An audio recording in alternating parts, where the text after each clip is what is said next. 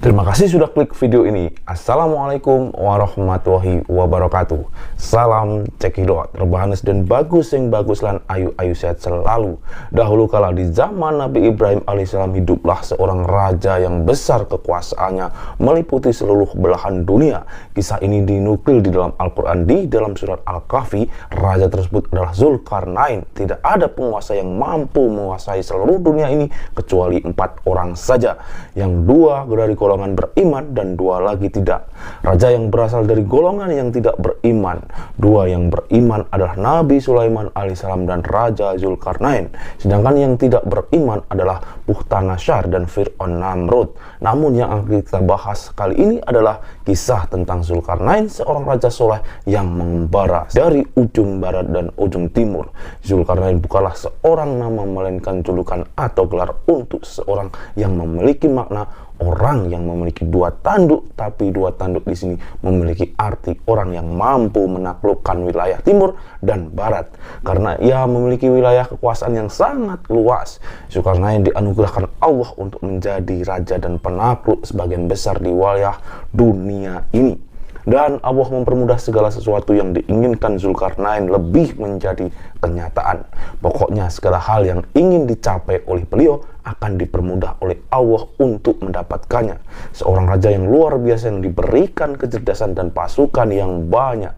Beliau adalah figur seorang yang raja yang sempurna. Sebagian orang beranggapan beliau adalah Iskandar Al-Makdunia atau Alexander yang Agung, raja yang mendirikan negara Iskandaria.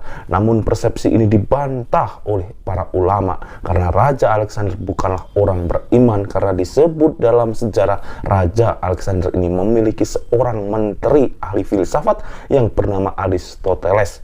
Ya, bagaimana kita tahu Aristoteles seorang ateis yang tidak percaya pada agama tertentu, sedangkan Zulkarnain adalah seorang hamba yang beriman. Jelas antara Zulkarnain dan Raja Alexander adalah orang yang berbeda. Tatkala Raja Zulkarnain sedang berjalan bersama pasukannya menelusuri bumi dan menjelajah daerah kekuasaannya, pada akhirnya ketika suatu hari ia dan pasukannya menuju barat di tempat tenggelamnya matahari, sampai ketika di suatu tempat ia mendapati matahari seolah-olah terbenam di laut yang berlumpur hitam. Tempat ini berada di ujung barat di belahan bumi ini. Ketika ia tiba di suatu tempat di lokasi itu, ia menjumpai suatu kaum yang ternyata kaum tersebut adalah kafir, dan kemudian Allah memberikan pilihan kepada Zulkarnain. Silahkan kamu serang mereka atau kamu ingin berbuat baik kepada mereka. Karena kaum ini kafir dan berbuat syirik kepada Allah, ternyata Zulkarnain memilih jalan dakwah. Kemudian beliau mulai mendakwahi kaum tersebut untuk menyembah Allah dan mengarahkan mereka ke jalan yang lebih baik. Beliau berkata, siapa dari kalian yang berbuat zalim, maka kami akan menyerangnya. Setelah kalian mati di dunia, maka di akhirat kalian akan mendapatkan siksaan yang lain yang jauh lebih parah daripada di dunia ini. Sebaliknya, jika kalian menerima dakwahku, maka kalian akan mendapatkan perlakuan yang baik dari kami dan akan mendapatkan surga ketika di akhirat nanti.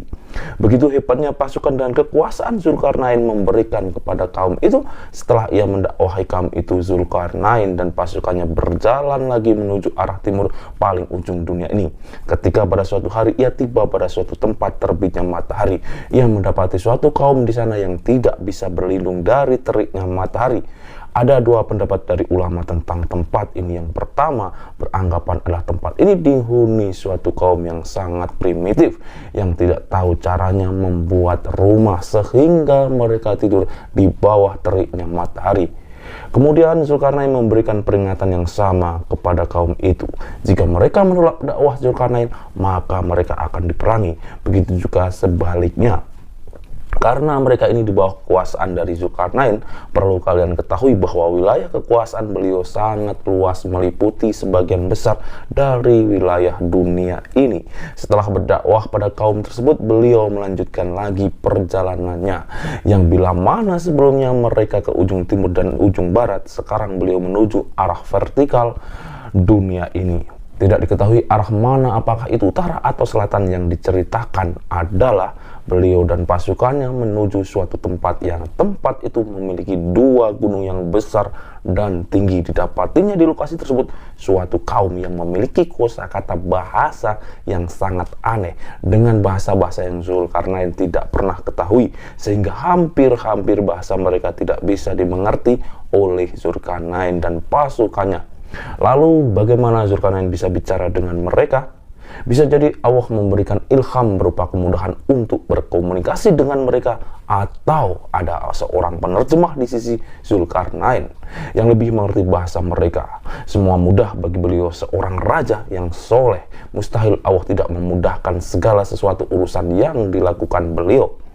Tatkala ketika dilakukan komunikasi kepada kaum itu, ternyata mereka mengeluh karena di wilayah tersebut ada dua kabilah, yaitu Yajuj dan Majuj, yang sering berbuat kerusakan, dan mereka memohon kepada sang raja untuk dibuatkan dinding pemisah antara kaum tersebut dan kabilah Yajuj dan Majuj. Sebagai imbalan mereka akan diberikan upah kepada sang raja. Tentu saja ini adalah pekerjaan yang sangat berat bagi Zulkarnain. Secara logika, bagaimana kita membuat sebuah tembok yang bisa terhubung antara gunung yang satu dan gunung yang lainnya? Proyek itu dilakukan pada zaman sekarang ini akan terasa sangat sulit, walaupun di zaman kita seperti ini sudah bisa didukung dengan peralatan yang sungguh canggih dan modern. Bagaimana jika proyek pembangunan tembok itu dilakukan pada zaman dahulu? Ya, yang kita sudah tahu bahwa ketika di zaman itu peralatan tidak secanggih yang sekarang. Di manakah tempat itu? Wallahu a'lam bishawab. Untuk lokasi tempat itu, kemungkinan yang pertama adalah berasal dari Syekh Abdi bin Hamzah Abu Zaid yang menerbitkan sebuah buku di tahun 2007. Di situ beliau beranggapan bahwa tembok Cina adalah tembok yang dibangun oleh Zulkarnain. Kalau menurut penelitian Syekh Hamdi, beliau menyimpulkan kabilah Yajuj dan Majuj adalah bangsa Mongol dari utara yang merusak dan menghancurkan negeri-negeri yang mereka taklukkan. Kemudian ada juga yang berasumsi bahwa tembok itu berada di lokasi antara Azerbaijan dan Armenia. Di area itu terdapat gunung yang mirip dikatakan dalam cerita Raja Zulkarnain. Menurut cerita dari warga setempat, ketika mereka berada di dekat gunung itu, mereka merasakan bulu romanya berdiri luar biasa. Suatu kondisi badan yang mengalami situasi merinding yang tak jelas asalnya dari mana. Jadi tak ada seorang warga pun yang berani menjelajahi wilayah tersebut. Nah, ketika suatu hari mereka memberanikan diri untuk bersama-sama mengunjungi lokasi itu, lebih jauh dekat gunung itu merupakan atau mereka mendengar suatu seperti orang yang sedang bekerja memukul-mukul sesuatu dan secara beramai-ramai. Ada cerita juga dari warga sekitar, mereka melihat manusia yang berdiri di atas gunung, kemudian terhempas angin yang kencang sehingga mereka jatuh lagi ke dalam gunung itu. Tapi sampai saat ini tidak tahu di mana yang benar tentang lokasi persis dari dua kemungkinan yang kita utarakan tadi. Kita kembali lagi ke cerita ketika kaum tersebut memohon kepada sang raja untuk dibuatkan sebuah dinding pembatas yang di dinding itu memisahkan antara kaum ini dan kabilah Yajuj dan Majuj. Jadi mereka akan memberi upah kepada Zulkarnain apabila permintaan tersebut dipenuhi. Namun sang raja menurutnya beliau berkata, apa yang telah Allah berikan lebih baik daripada yang akan kalian berikan kepadaku. Dan Zulkarnain meminta kepada mereka untuk membantu proses pembangunan dinding tersebut. Jadi Zulkarnain tidak minta upah. Kemudian setelah kesepakatan terjadi, maka mereka memulai proyek pembangunan dinding pemisah tersebut.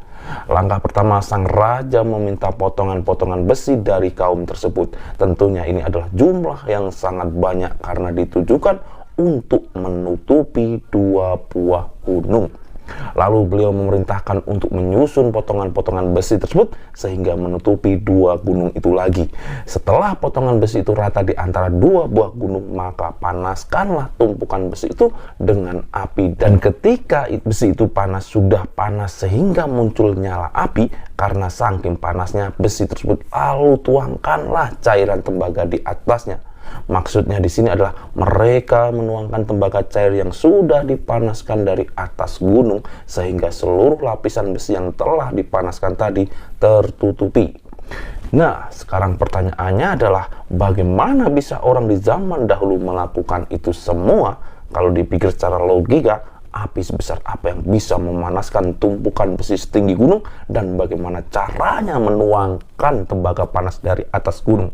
Perlu kita ketahui bahwa untuk menutupi gunung diperlukan tembaga dalam jumlah yang banyak, dan bagaimana cara mereka membawa carian tersebut ke atas gunung. Sungguh di luar nalar pikiran manusia. Tapi inilah kenyataan yang terjadi pada waktu itu.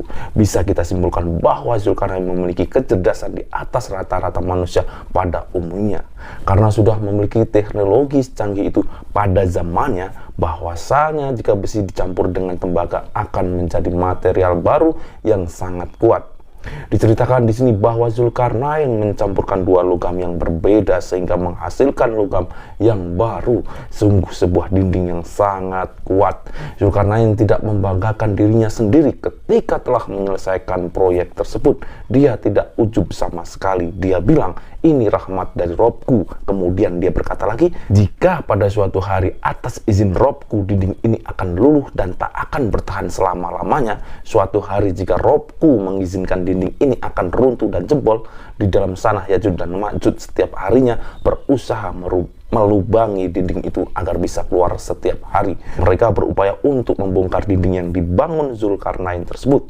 Jadi sampai hari ini di dalam sana mereka beranak pinak sehingga memiliki keturunan yang sangat banyak jumlahnya. Perlu diketahui Ya'juj dan Ma'juj adalah manusia yang sama seperti kita. Sama-sama keturunan dari Nabi Adam alaihissalam, hanya saja mereka memiliki keterbatasan yang tidak sama dengan manusia. Pada masa itu dan masa sekarang, dua kabilah ini memiliki perawakan seperti orang Mongolia dengan bentuk wajah yang bulat, matanya sipit dan gemuk.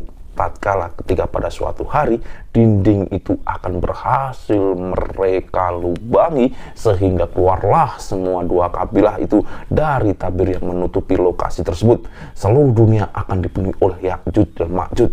Saat itu mereka akan membunuh apapun yang ada di hadapan mereka kecuali dari golongan mereka sendiri. Mereka akan membunuh manusia dan hewan yang ada di depan pandangan mereka. Pokoknya pada saat itu dikisahkan kalau bumi ini porak-poranda karena ulah mereka Ya'juj Ma'juj. Sekarang pertanyaannya adalah kapan mereka keluar dari tembok besi itu? Mereka akan keluar tak lama setelah Dajjal dibunuh oleh Nabi Isa di Gerbang Lut. Sehingga pada saat itu Allah memerintahkan Nabi Isa dan pengikutnya untuk bersembunyi di Bukit Tur untuk menghindari dua kabilah Ya'juj dan Ma'juj ini. Ini luar biasa memang kekacauan yang menimbulkan oleh mereka sehingga Nabi Isa yang sanggup membunuh Dajjal pun tak mampu untuk menghadapi mereka yang begitu banyak.